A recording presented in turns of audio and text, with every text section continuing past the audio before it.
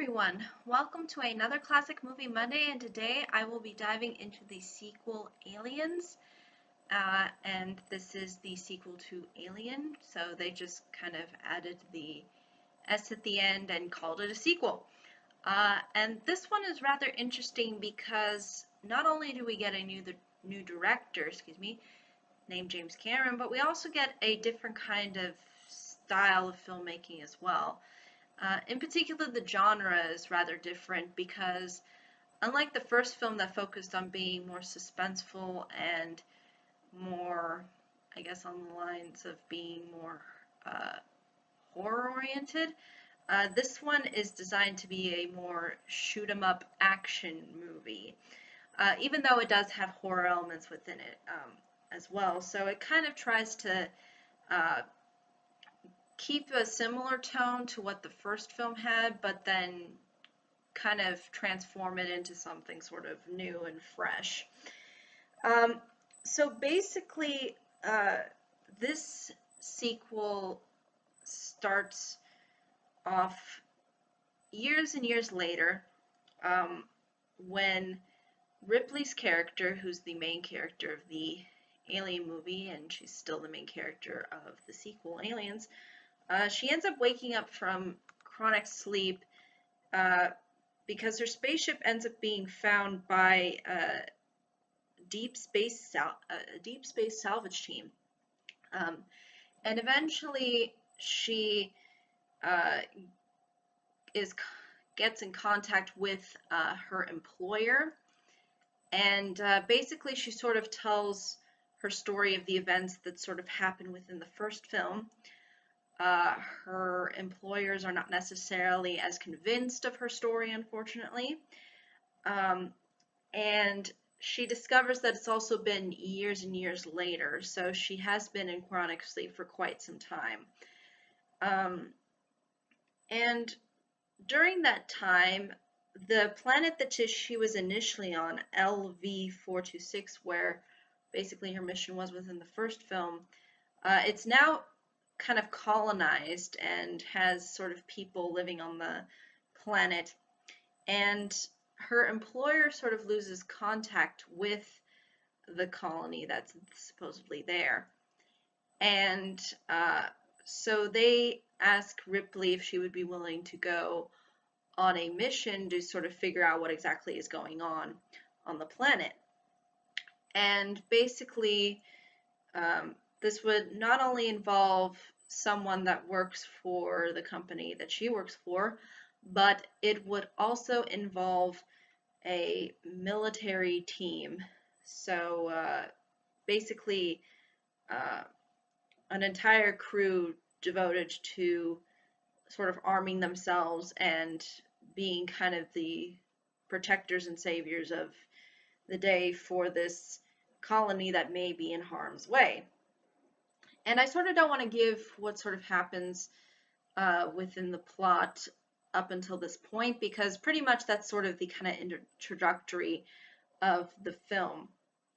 But basically, what works well with this film and what is enjoyable about it is the action. I mean, the action is very entertaining. It is in your face. It is a lot more fast-paced as well. You also get a real sense of weaponry, since that's very excessive within this film.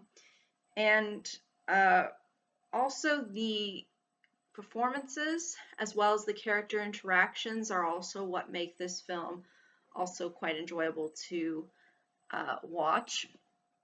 In particular, you'll see Ripley develop a relationship with a young little girl, and that sort of becomes the emotional sort of centerpiece, and you'll kind of see how it ultimately ends up impacting the plot.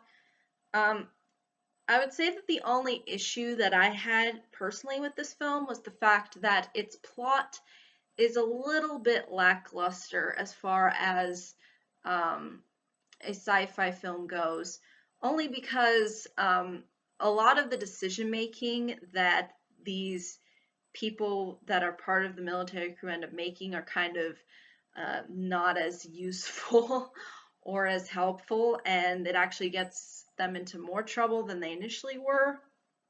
And so again, there is that sort of inconvenience there where you figure, wait a minute, why didn't they plan this out a little bit more? And why did that person just leave that door open? I mean, you just start asking all of these questions, and you figure, they could have avoided the aliens pretty heavily had they used their noggins maybe a little bit more. So there's, I think, a lot of little things like that I noticed that were kind of um, that kind of made the film distracting and didn't make it as streamlined as the first film, where I thought there was a little bit more consistency, and it sort of made more sense that the crew members didn't really know what they were doing. But here, you have all of these military guys who supposedly know how to conduct military operations and figure out how to, clear an area and whatnot. And they don't seem to do that all too well. So I think that's just something that's not necessarily something that ruins the film, obviously, but it does kind of make it a little bit. It just sort of distracts you from the things that are supposed to be enjoyable from it.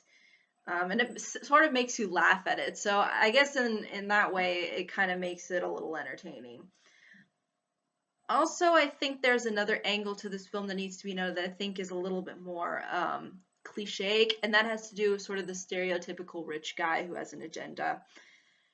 And yeah, they have this character in this film, and he gets his comeuppances, but I mean, it's this sort of typical character that we've seen time and time again, the guy who kind of just wants to get his sort of end of the bargain, and is really looking out for the employer, and not really looking into the reality of the fact that, maybe his whole plan about trying to get money is probably not going to work. So it's just one of those things where uh, I thought in certain ways it wasn't as handled as well as some other films that I've seen where they handle this sort of angle. So again, it's just one of those things that I just noticed now from watching a lot of films. But again, I think those are really the only two main issues really that I had with this film, because everything else flows pretty well and effectively. Um, just there's certain little tidbits of, it just kind of goes a little bit over the top, especially with the climax. There's just one point where you go, there's just no way that that's possible, and it just defies all logic and reasoning and all that. But again, it's entertaining.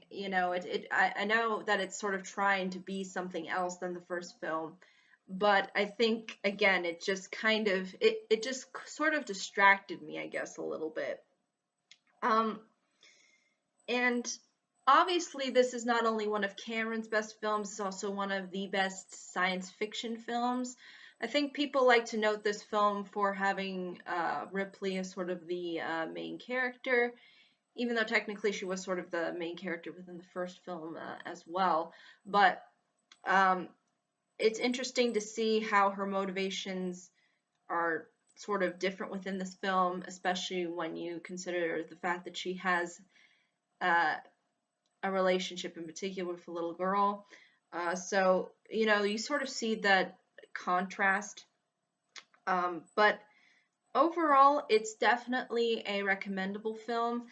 Obviously, if you enjoy sci-fi, if you enjoy horror films, this is definitely like up your alley. This is your kind of go-to bread and butter for films.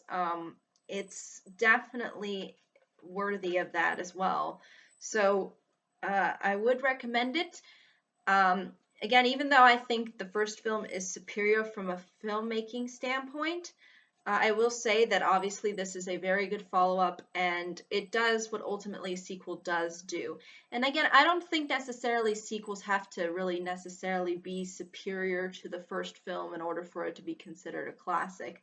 I think as long as it's trying to live up to the material as far as the genre is concerned, and it's trying to kind of do something unique with it and do it so more so in an effective way, then I think it ultimately is worthy of that category. And I think definitely Aliens serves that. So I think that's though really ultimately all I can say though about the film without really giving too much away. But thank you so much for watching. I hope you all have a pleasant day, week, month, and year, and I hope to see you all in the next video. Take care. Bye bye.